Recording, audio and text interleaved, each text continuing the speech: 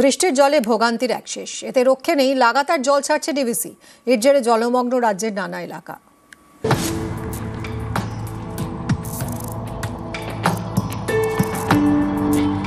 গত কয়েকদিন ধরে টানা বৃষ্টি হয়েছে দক্ষিণবঙ্গে। এতে জায়গায় জায়গায় জমা জল। দোসর দামোদর ভ্যালি কর্পোরেশন লাগাতার জল ছাড়ছে। বৃহস্পতিবার 55,000 কিউসেক জল ছাড়া হয়েছে। এর মধ্যে পাঞ্চেত থেকে 37,000 কিউসেক এবং মাইথন থেকে 18,000 কিউসেক জল ছাড়া হয়েছে। ডিভিসি ছাড়া জলে রূপনারায়ণ ও মুন্ডেশ্বরী ফুলে ফেপে উঠেছে। নদীর জল গ্রামে, জলমগ্ন হুগলির খানাকুলের নানা জায়গা। মারোখানা হাই স্কুলের ভেতরে জল। হাঁটু অবধি যেটা আছে, হাঁটু অবধি জলটা উঠেছে। তার সাথে যেটা আছে, এইখানে একটু জলে যাওয়ার জন্য আসার জন্য এটা স্যারও বললেন, নৌকায় নিয়ে লোকে মেনলি দরকারটা ছিল, সেটা আমরা করে দিচ্ছি। এই যে এখানে আমাদের রিলিফ ক্যাম্প শেল্টার, যে মেনলি যারা এম্বাঙ্কমেন্টের উপরে, বাঁধের উপরে থাকে, তাদেরকে আমরা ওইখান থেকে সরতে বলেছি। হুগলির হরিপাল, এখানকার প্রায় 30 বিঘা চাষের জমিতে জল।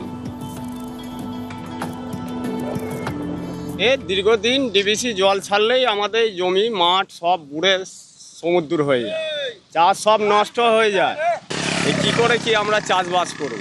এবার আমাদের তো এই মাঠের কোনো নিকাশই নেই, সমস্যাটা এইখানে। অনেক চাষি যারা রয়েছে সেখানেও কিছুটা অনেকটা হয়তো জমি সেটা হয়েছে, তো সেটাও আমরা দেখছি কতটা কি তাদের ক্ষতি বা কি হয়েছে সেটাও আমরা দেখছি। সেটাও এগ্রিকালচার ডিপার্টমেন্টের সাথে, তাদের সাথেও আমরা কনস্ট্যান্ট লিয়াজোতে রেখেছি। হাওড়ার উদয়নারায়ণপুর, এখানে ডিভিসি ছাড়া জলে ফুঁসছে দামোদর, তাই আগে ভাগে বাঁধ মেরামতি শুরু করেছে সেচ দপ্তর। বিভিন্ন পয়েন্টে ভেঙেছিল, মাঝে মধ্যেই সেই বাঁধের ওপর কিছুটা প্রেসার এসেছিল, তারই পরিপ্রেক্ষিতে আবার কিছুটা ড্যামেজ হয়েছিল। এমতো অবস্থায় জোর কদমে কাজ কিন্তু চলছে। পশ্চিম মেদিনীপুরের ঘাটালপুর এলাকার প্রায় 10টি জায়গা জলমগ্ন। বৃষ্টিতে জল বাড়ছে শিলাবতী এবং ঝুমি নদীর। মাইকিং করে সতর্ক করছে জেলা প্রশাসন।